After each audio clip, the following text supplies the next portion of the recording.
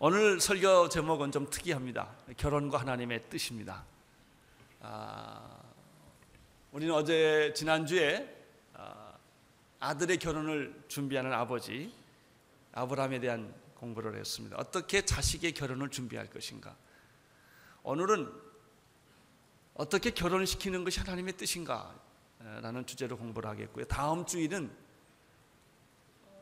결혼과 중매 결혼은 어떻게 하는 건가 그런 주제를 가지고 설교를 하겠고요.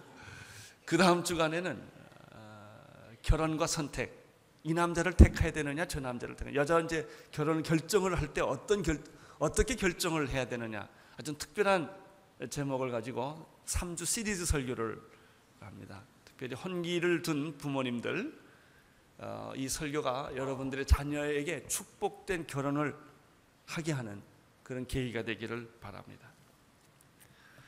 자식을 가진 부모로서 자식의 결혼 문제보다 더 크고 심각한 문제는 없을 것입니다. 눈동자처럼 애지중지 키웠던 그 아이들이 이제 성인이 돼서 결혼할 나이가 되면 부모님들은 굉장히 마음을 조급하게 됩니다. 연애를 해도 걱정이 많습니다. 이상한 결혼할까 봐.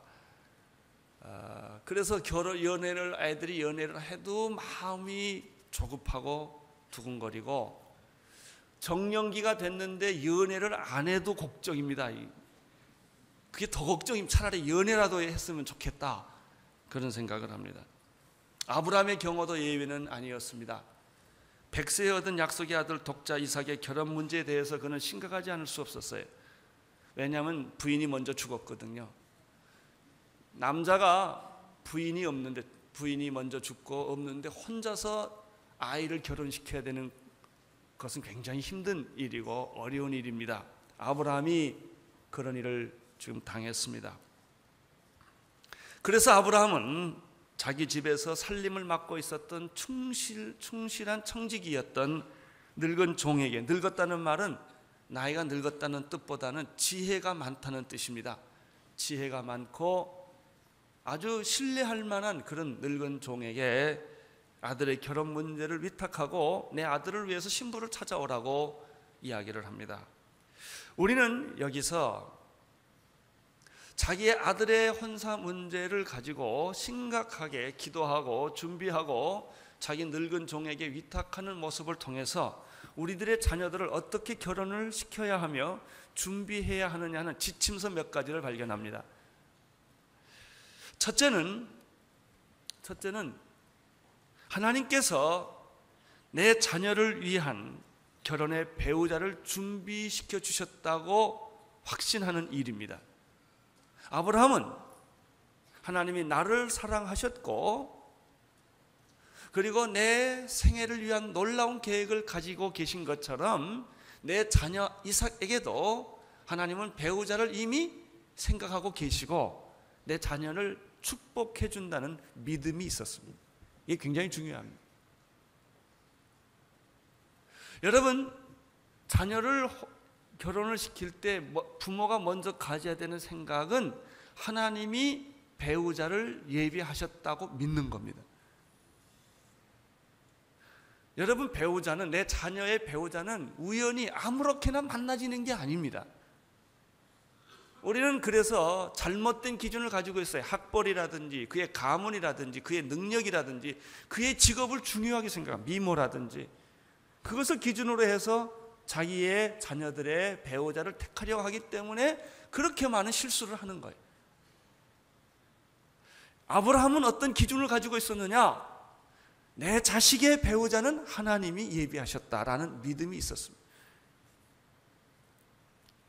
여러분, 이렇게 하나님이 내 자녀의 결혼에 관심이 있으시고 내 자녀의 배우자를 이미 예정하셨다고 믿는 사람과 그렇게 안 믿는 사람 사이에는 하늘과 땅만큼 차이가 있는 거예요. 자녀의 결혼 문제 때문에 걱정하지 않는 부모가 어디 있겠습니까? 많은 걱정하는 종류가 다른 것입니다.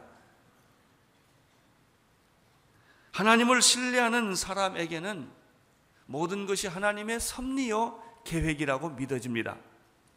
미래가 보이는 거예요. 아무것도 안 보여도 보이고 들리지 않아도 듣는 것처럼 확실히 내 자녀를 하나님이 축복해 주신다라는 생각을 갖게 됩니다. 그 특징은 조급하지 않는다는 것입니다. 그러나 하나님을 신뢰하지 않고 교회를 다니고 예수를 믿어도 이 문제에 대해서는 확신이 없는 사람들은 모든 게 불투명합니다. 그래서 그 사람은 아이들의 결혼은 운명이고 팔자라고 생각합니다. 조금 심한 사람은 점쟁이를 찾아가서 물어봅니다.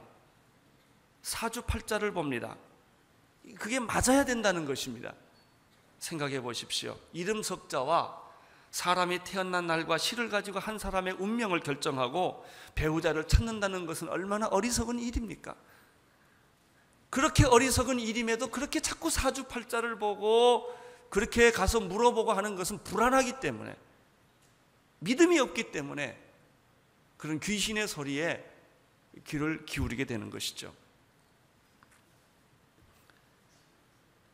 그러나 하나님을 믿는 사람에게는 하나님이 나를 사랑하신 것처럼 내 아들도 사랑하고 내 딸도 사랑하고, 하나님이 내 생애를 인도해 주신 것처럼 내 아들의 결혼 문제나 딸의 결혼 문제도 하나님이 인도해 주신다고 믿는다면 여러분에게는 모든 두려움이 사라질 줄로 믿습니다. 가장 중요한 준비는 믿음이에요. 그렇게 믿으십시오. 하나님이 내 자녀의 결혼 문제와 내 자녀의 미래에도 관심이 있으시다. 하나님은 인도해 주실 것이다. 하나님은 배우자를 이미 계획하고 계신다라고 믿으십시오. 그렇게 해서 만난 배우자는요, 잘 싸우지를 않습니다. 왜냐하면 하나님이 택한 사람이기 때문에 싫어도 살고 좋아도 살고 위기 때를 극복해냅니다. 그러나 오다 가다 만났다, 운명이다, 팔자다 그러면 헤어지기가 참 쉽습니다. 왜? 하나님이 맺어줬다는 생각이 없기 때문에 그런 것입니다. 비록 과거의 결혼에 실패했다 할지라도, 자녀들이 혼기를 놓쳤다 하더라도 과거의 경험에 의지하지 마세요. 과거의 결혼에 실패한 사람들은 과거의 그 쓴 상처가 기준이 돼요. 여러분이 실패한 과거가 어떻게 기준이 될 수가 있겠습니까? 하나님의 말씀이 기준이 되어야 합니다. 비록 과거에 어려움이 겪었고 홍기를 놓쳤다 하더라도 그 과거를 의지하지 마십시오. 하나님은 여러분을 축복해 주실 것입니다. 새로운 인생의 길을 열어주신다는 사실을 믿으십시오. 축복은 하나님을 신뢰하는 데서부터 옵니다. 두 번째입니다. 자녀의 혼사 문제에 대해서 부모가 첫 번째 믿음을 가져야 되고요, 두 번째는 믿음을 가진 대로 기도하는 일입니다. 아브라함이 그런 믿음을 가지고 있었기 때문에 그 믿음은 중매를 맡았던 충성스러운 늙은 종에게도 그 믿음이 전달됐습니다.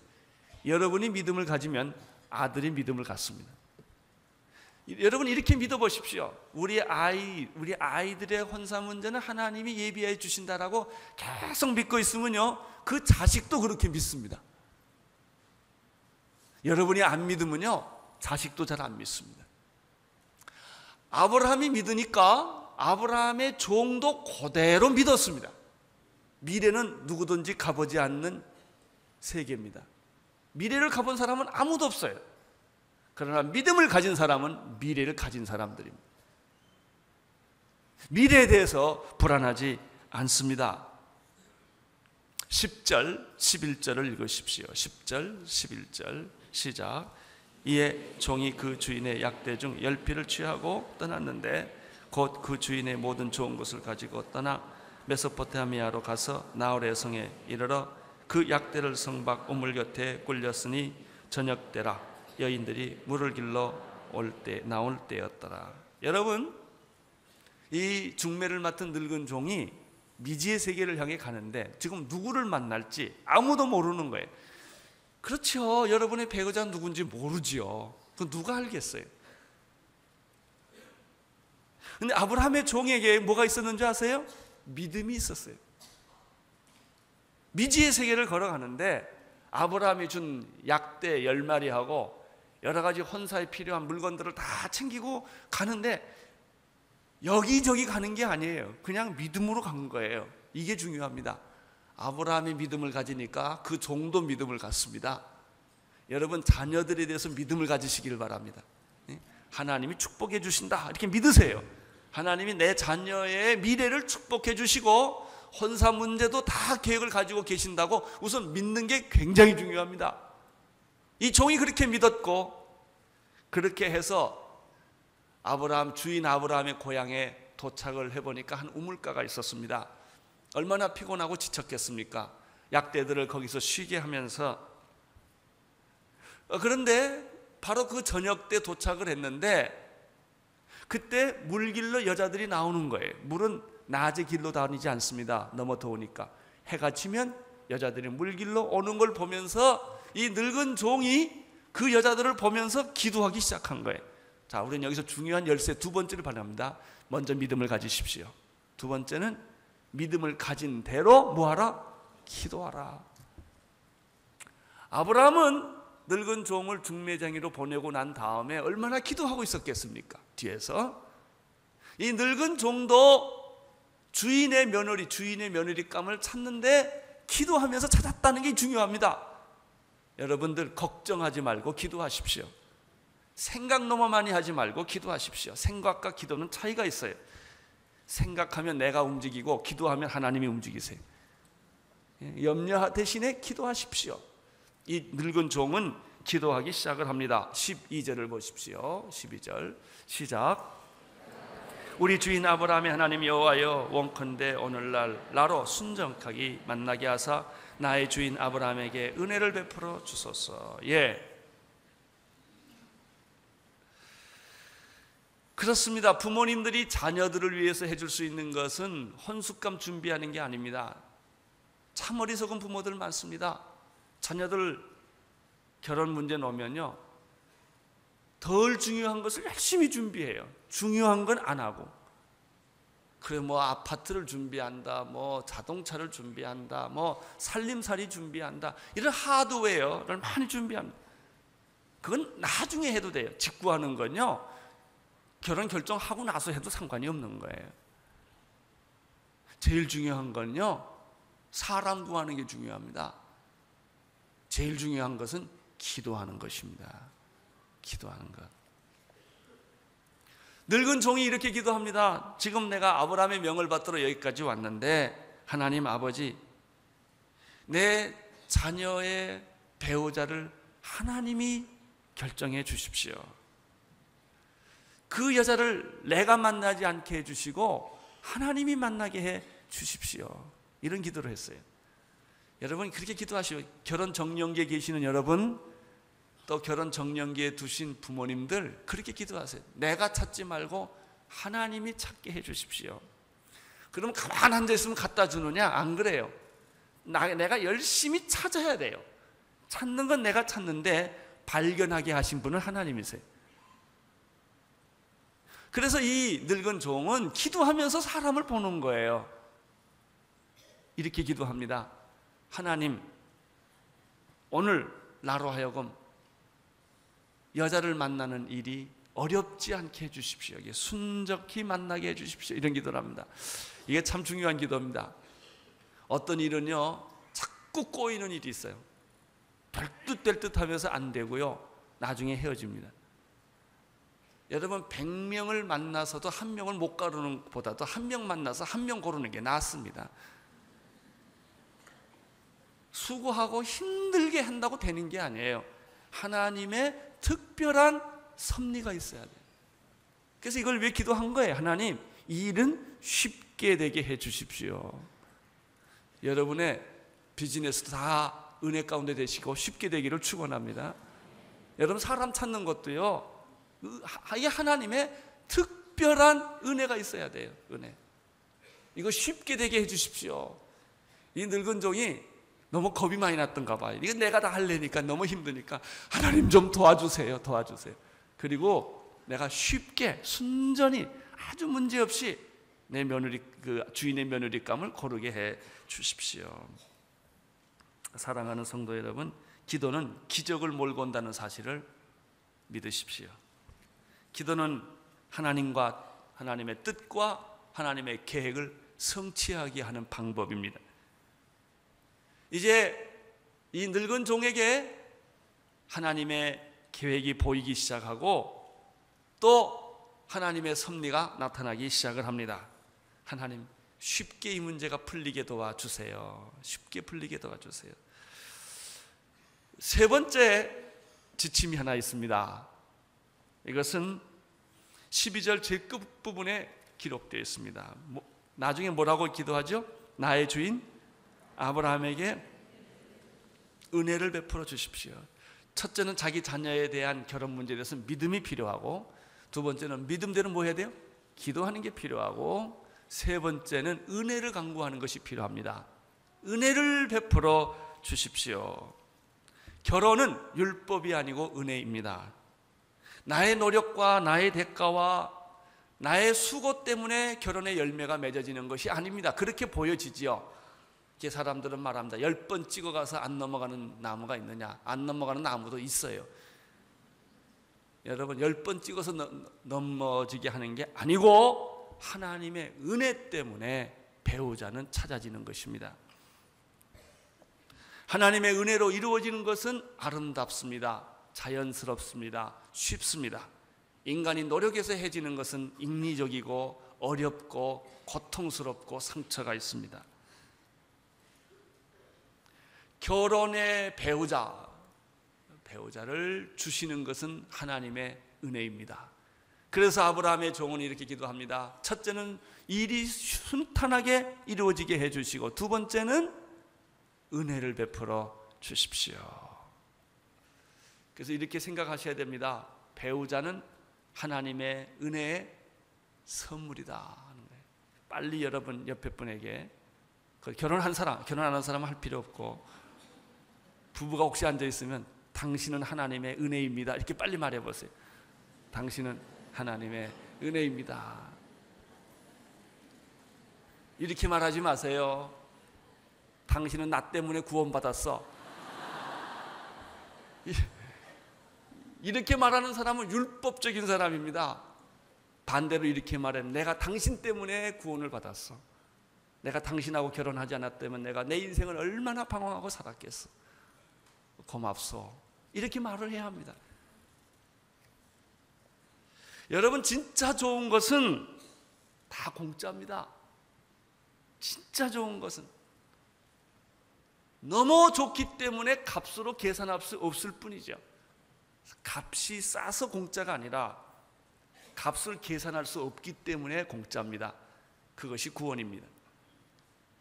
여러분, 하늘에 떠 있는 밝은 태양은 공짜예요. 돈 주고 햇빛 쬐는 사람 없습니다. 신선한 공기도 돈 주고 사는 사람 없습니다. 다 공짜로 받는 것입니다. 깨끗한 물도 공짜입니다. 근데 요즘은 다 돈 받고 물을 팔아서 문제인데, 그러나 실제 물은, 진짜 좋은 물은 다 공짜입니다. 사랑도 공짜입니다. 배우자도 공짜입니다. 여자를 돈 주고 사오지 마십시오. 남자를 돈으로 낚지 마십시오. 비극이 시작됩니다. 여러분, 배우자는 하나님의 은혜의 선물입니다. 또 한번 빨리 말하세요. 당신은 하나님의 은혜의 선물입니다. 하나님이 당신을 나에게 보내주었습니다. 그렇게 믿으세요. 하나님의 선물하고 싸우겠습니까? 그렇게 믿으면 부부싸움을 안 하는 건 아닌데 덜 해요. 그리고 어려운 일들을 순간순간 잘 넘어갈 수 있어요. 왜? 당신은 하나님이 보내준 사람이니까. 이게 결혼이에요. 내가 찾아오면 분하고 섭섭하고, 나는 당신한테 이렇게 했는데 당신은 나한테 이렇게 할 수 있느냐 라고 상처를 받게 되는 까닭은 다 자기가 해서 그런 겁니다. 하나님이 하셨다고 하면 모든 게 은혜요, 감사가 됩니다. 첫째는 믿으셔야 합니다. 내 아들의, 내 딸의 배우자는 하나님이 예정해 주셨다. 믿으십시오. 믿는 대로 두 번째 뭐 하라? 기도하라. 기도하고 나서 세 번째 뭘 구하라? 은혜를 구하라. 네 번째 마지막으로 중요한 게 있어요. 증거를 가져라. 증거. 하나님이 나와 함께 했다는 증거가 필요합니다. 13절 14절을 보십시오. 같이 읽겠습니다. 시작. 성중 사람의 딸들이 물길로 나오겠어. 내가 우물 곁에 섰다가 한 소녀에게 이르기를 청컨대 너는 물 항아리를 기울여 나로 마시게 하라 하리니 그의 대답이 마시라 내가 당신의 약대에게도 마시우라 하면 그는 주께서 주의 종 이삭을 위하여 정하신 자라 이로 인하여 주께서 나의 주인에게 은혜를 베푸심을 내가 알겠나이다. 그래도 이 늙은 종은 막연한 거예요. 여러분이 기도는 열심히 했는데 손에 안 잡힐 때가 있어요. 막연한 거. 이때는 증거가 필요해. 하나님의 사인이 필요해. 그것은 뭐냐면 아브라함이 종이 지금 기도를 계속하고 있는 하나님께 하나님 이 많은 여자 중에서 내가 한 여자한테 물 좀 달라고 말하겠습니다. 그럼 그 여자가 나에게 친절하게 물을 주는 여자면 그 여자가 하나님이 택한 여자인 줄 내가 생각을 하겠습니다. 근데 그거 가지고 좀 부족하니까 내가 말도 안 했는데 약대에게까지 물을 주는 여자면 더 확실하겠습니다. 이렇게 아브라함의 종이 이야기를 하는 거예요. 근데 이걸 얼핏 보면 약간 미신적이고 말이죠. 유치한 발상 같아요. 옛날에 우리가 어렸을 때 길 가다 길을 모르면 춤 탓해받아가지고 탁 해서 튀는 데 가지 않았습니까? 그럼 결혼은 그런 식으로 하란 말이냐 이게? 그게 아닙니다. 그게 아닙니다. 이미 아브라함 종에게는 많은 증거가 있었어요. 하나님의 계획이 있어서 첫째는 뭐냐면 아브라함한테 부탁을 받았다는 거예요. 아브라함이 내 아들의 신부를 하나님이 예비했으니까 가서 찾아와라 라고 하는 전제가 있습니다. 두 번째 전제는 아브라함이 또 말합니다. 내 며느리는 가나안 땅의 이방 여자가 아니고 내 친척 중에서 내 고향에서 며느리를 찾아라. 좀 더 구체적이에요. 하나님의 뜻이. 하나님의 뜻은 막연하지 않아요. 굉장히 구체적입니다. 그리고 세 번째, 내가 그 여자를 만났을 때 그 여자에게 내가 얘기를 하면 그 여자가 너를 거절하지 않을 거다. 이게 증거예요. 그러니까 아브라함이 그러면 내가 그 증거를 확인해야 되겠습니다. 이렇게 말하는 거예요. 내가 그 여자한테 물 달라고 했을 때 물을 안 주겠다, 싫다, 별거리다, 이러면 그거 아닌 거예요. 그거는. 그런데 그것뿐만 아니라 아브라함은 하나를 더 걸었어요. 나에게 물 줄 뿐만 아니라 내 약대까지도 하나님이 택한 사람 물 주는 그런 여자를 보게 해 달라는 것이죠. 여러분 이것은 이렇게 또 생각하지 마세요. 내 신부감은 커피 달라면 커피를 주고 커피를 금방 중에 잔을 받쳐서 주는 사람은 신부감이다 이렇게 생각하지는 마세요. 그런 뜻이 아니에요. 그러나 아브라함은 증거가 필요했던 거예요. 증거.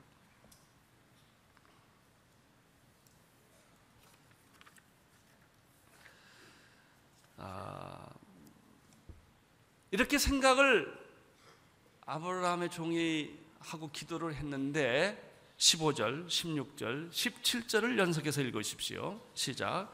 말을 마치지 못하여서 리브가가 곧 물 항아리를 어깨에 메고 나오니 그는 아브라함의 동생 나홀의 아내 밀가의 아들 부델의 소생이라. 그 소녀가 보기에 심히 아름답고 지금까지 남자가 가까이 하지 아니한 처녀였더라. 그가 우물에 내려가서 물을 그 물 항아리에 채워가지고 올라오는지라 종이 마주 달려가서 가로되 청컨대 내 물 항아리의 물을 내게 조금 마시오. 이렇게 마음속으로 하나님께 기도를 하고 있었는데 기도가 끝나기도 전에 한 여자가 올라오는 거예요. 물 항아리를 메고 오는 것입니다. 아브라함이 얼마나 놀랐겠습니까? 지금 응답이 눈앞에서 벌어지고 있는 것이죠. 그렇지만 아브라함은 이것이 하나님의 뜻이다라고 다 결정을 못해요. 여기에 아브라함의 종의 지혜가 있습니다. 우리는 너무나 성급하게 하나님의 뜻이다라고 단정 지었다가 실수하는 경우가 너무나 많습니다. 그런데 이 여자는 아브라함의 동생 나홀의 아내 밀가의 아들 부두엘의 소생이라. 그러니까 이게 이 이방 가나안 족속의 여자를 택하지 말고 그 친척 집에서 택하라는 말과 이게 맞아 들어가는 것입니다. 이 여자에 대한 정보가 몇 가지 더 있어요. 이 여자가 굉장히 아름다운 여자였다라고 말합니다. 심히 아름다웠다. 그리고 또 한 가지가 있어요. 이 여자는 남자를 가까이 하지 않았던 순결한 처녀였다. 그 여자는 물을 깃고 오고 있었다. 굉장히 부지런한 여자였죠. 가사 일을 돕고 있는 그런 여자였습니다. 그래서 이 종이 마저 달려가서 그 여자에게 그렇게 말을 합니다. 물을 내게 좀 주시겠습니까? 요한복음 4장에서 수가성에서 예수님이 한 여인에게 물을 요구하던 모습이 생각이 납니다. 18절, 19절, 20절을 보십시오. 시작. 그가 가로되 주여 마시소서 하매 급히 그 물 항아리를 손에 내려 마시게 하고 마시우기를 다하고 가로되 당신의 약대도 위하여 물을 길어 그것들을 배불리 마시게 하리이다 하고 급히 물 항아리를 물에 다시 기르려고 우물로 달려가서 모든 약대를 위하여 기르는지. 그런데 이 여자가요, 참 이렇게 이 18절, 19절, 20절을 보면 우울증에 걸린 여자가 아니에요. 여러분, 시집 잘 가려면 우울증에서 헤어나야 합니다. 명랑해요. 이 여자가 큐트해요. 아주 귀여워. 이게 느낌이 참 밝고 명랑하고 좀 큐트하다 이런 생각이 들어요. 보세요. 그가 가로되 주여 마시소서. 처음 본 남자예요. 이방인 외구지에서 온 사람이에요. 근데 이 남자가 지금 목마르니까 물 달라고 하는 거예요. 아마 이런 것도 있죠. 이분은 늙은 종이니까 젊은 여자가 말하는데 너무 껄끄러운 건 없었겠죠. 그렇지만 이 여자는 고민하지 않아요. 줄까 말까. 그냥 마시세요. 그 다음에 급히라는 단어에 눈을 들어보세요. 급히 물 항아리를 손에 내려 마시게 합니다. 이 늙은 종이 먹습니다. 근데 물 먹으면 무슨 일이 생기냐? 이 여자는 물두로 다시 가야 돼. 고생하는 거거든요. 이렇게만 저기 우물 있으니 가서 마시시오. 이렇게 할 수도 있어요. 근데 이 여자가 그렇게 안 해요. 자기가 힘들게 떠온 물을 주는 거예요. 그리고 이 여자의 굉장히 특징이 하나 있어요. 이 여자는 항상 주변을 살피는 여자예요. 자기를 보는 여자가 있고 자기만 생각하는 여자가 있고 언제나 주변을 돌보는 여자가 있어요. 시집가서 자기만 생각하는 사람이 있고요. 부모도 생각하고 시동생도 생각하고 이 주변을 잘 보살피는 여자가 있어요. 달라요. 이 여자는 말 못하는 약대들이 있는 걸 본 거예요. 그리고 약대가 지쳐 있는 걸 보고 내가 저 약대들에게도 물을 좀 먹이면 안 되겠습니까? 하고 여자가 말합니다. 그래서 약대에게 물을 줍니다. 약대도 위하여 물을 길어 그것들을 배불리 마시게 하고 다시 보세요. 급히 물 항아리에 물을 그 위에 어때요? 붓고 그 다음에 다시 물을 기르러 갑니다. 왜냐하면 약대는 10마리거든요. 그러니까 물을 여러 번 길어와야 돼요. 처음 본 사람에게 이 여자는 이런 행동을 했습니다. 이 여자가 지금 말하는 건 없어요. 몇 개. 그러나 이 여자의 모습을 보면서 우리는 이 여자의 마음속에 행복이 있구나라고 하는 거랍니다. 저는 이 본문의 말씀을 보다가 이런 사실을 하나 깨닫게 되었습니다. 행복이라고 하는 것은 주어진 것이 아니라 그 사람 속에 있는 것이다. 사람들의 행복을 소유물로 생각해서 자꾸 행복을 가지려고 해요. 행복을 가지려고 할수록 행복은 없어요. 사람은 행복이라 불리우는 불행의 전철을 타고 다닐 뿐이에요. 돈을 가지면 행복하다고 생각해 돈을 벌지만 돈이 행복을 갖다 주지 않거든요. 명예와 성공과 그리고 유명한 것이 나를 행복해 줄 것 같지만 그걸 소유하면 행복해지지 않거든요. 내가 원하는 집, 내가 원하는 자동차, 내가 원하는 자리에 가면 내가 행복해질 것 같아서 행복을 갖고 소유를 해보지만 행복은 없다는 것이죠. 우리는 끊임없이 무지개를 찾아다니는 거예요. 파랑새를 찾아다니지만 거기에는 행복이 있지 않죠. 행복은 어디 있느냐? 이 여자의 성격 속에 있어요. 행복은 성격이에요. 행복한 성격을 이 여자가 가지고 있는 것이죠. 이 여자는 친절했고 상냥했고 인자스러웠습니다. 부드러웠습니다. 이 여자는 최악의 상황에서도 최선을 만들 수 있는 성격을 가지고 있는 여자. 누구를 만나도 행복할 수 있는 여자예요. 여러분, 환경이 사람을 행복하게 만들지 않습니다. 여러분, 돈이 사람을 행복하게 만들지를 않습니다. 사람의 성격이, 그 사람의 인격이 행복을 만들어주는 것이죠. 그런데 여기서 늙은 종이 하나님, 이런 증거가 있는 여자면 아브라함의 며느리가 된다고 나는 생각하겠습니다라고 선택한 두 가지가 또 참 재밌습니다. 역시 늙은 사람은 지혜가 있습니다. 사람을 보는 눈이 있어요. 어떻게 테스트를 했느냐면, 내가 물을 달라고 할 때 물을 줄 수 있는 여자면 좋겠습니다 라고 말합니다. 여기서 발견하는 것은 무엇입니까? 친절함, 상냥함, 부드러움에 어떻습니까? 친절한 사람이 좋습니까? 거칠은 사람이 좋습니까? 친절한 사람이 좋지요. 상냥한 사람이 좋습니까? 뻣뻣한 사람이 좋습니까? 상냥한 사람이 좋지요. 나는 여러분들이 다 친절하고 상냥한 사람이 되기를 축원합니다. 이런 사람이 있어요. 누구든지 보면 사랑스러운 사람이 있어. 괜히 주고 싶고 그냥 좋아요. 이런 분이 있는 반면에 또 어떤 사람은 그냥 싫은 사람이 있어. 싫은 사람. 그냥 괜히 주는 거 없이 미워. 그냥 그 사람 얼마나 손해를 봐요. 나쁜 짓도 안 했고 나쁜 마음이 없는데 그런 손해를 보는 거예요. 근데 지금 이 여자는 상냥하고 친절하고 부드러운 거예요. 그런 여성들이 되시기를 축원합니다. 또 한 가지가 있어요. 이 아브라함의 종이 테스트한 거는 그것만 가지고 안 된다는 거죠. 약대에게 물을 먹이냐 안 먹이냐 이거예요. 이건 뭘 의미합니까? 여자의 긍휼함, 인자함, 착한 마음, 동물에게까지도 사랑을 베푸는 사람. 이런 사람이면 누가 신부감을 안 삼겠습니까? 그렇잖아요? 여러분, 사람이 안 볼 때 조심하십시오. 제가 며칠 전에 나를 모함한다는 사람 얘기를 들었어요. 굉장히 모함. 근데 그 사람이 얼마 전에 나한테 찾아와서 너무 잘했거든요. 그래서 내가 깨달은 게 또 하나 있어요. 필요 이상 잘하는 데는 문제가 있다. 네? 그 사람이 나한테 나쁘게 했기 때문에 내 앞에 와서는 필요 이상으로 잘하는구나. 그래요. 여러분, 사람이 늘 마음에 친절함, 착함, 다른 사람 생각하는 거, 동물까지 말 안 해줬는데 생각하는 거. 이 사람은 이미 축복을 자기 안에 가지고 있는 사람이에요.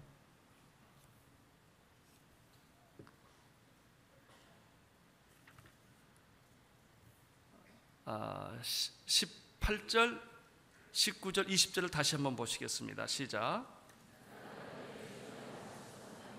그물 항아리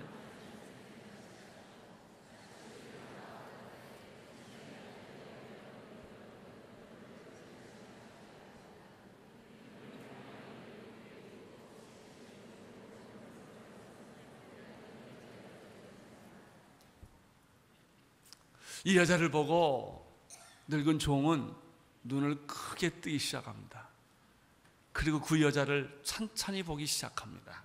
21절입니다. 시작.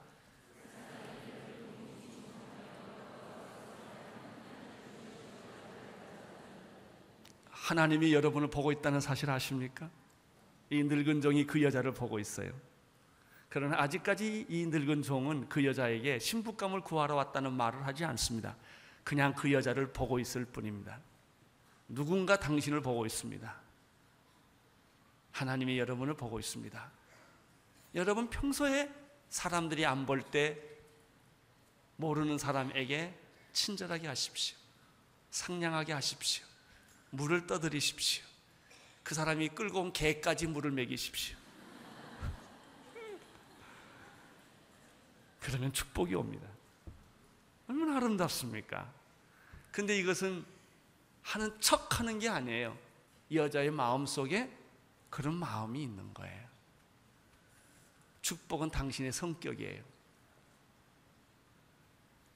당신이 그런 성격을 가지고 있으면 어떤 불행도 행복하게 만들 수 있는 능력이 여러분 안에 있는 줄로 믿습니다. 22절, 23절, 24절, 25절 쭉 읽으십시오. 시작.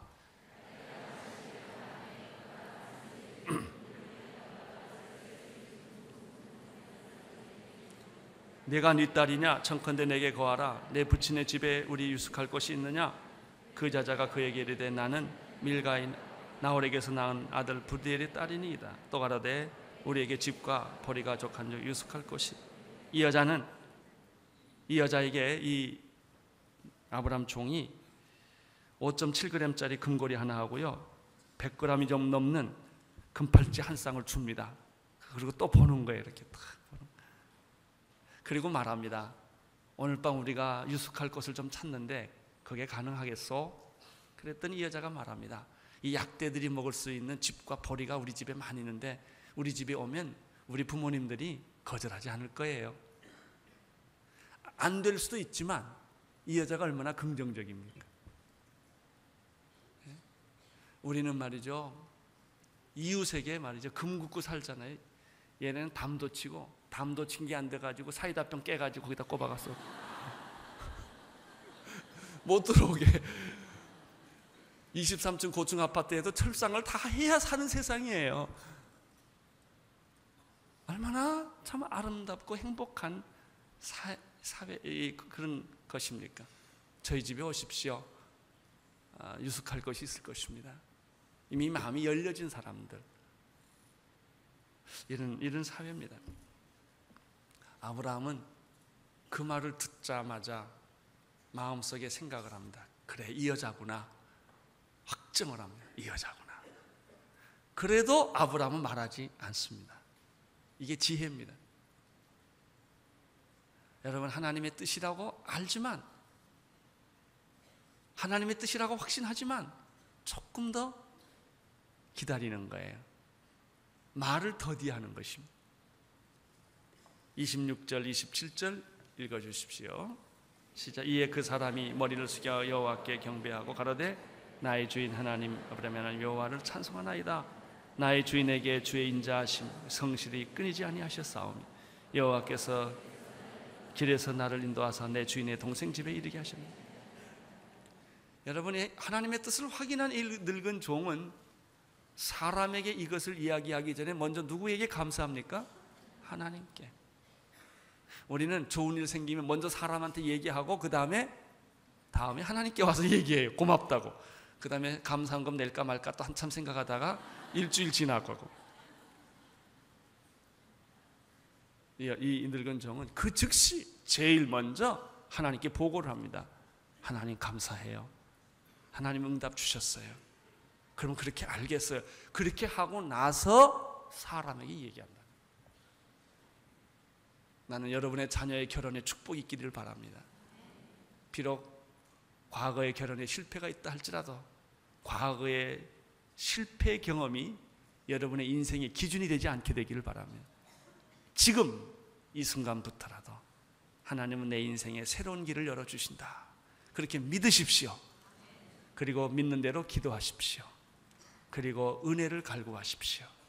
그리고 하나님이 주시는 증거를 확인하십시오. 기도하겠습니다.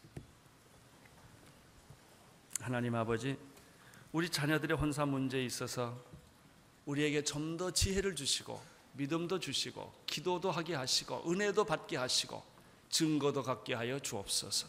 예수님 이름으로 기도합니다.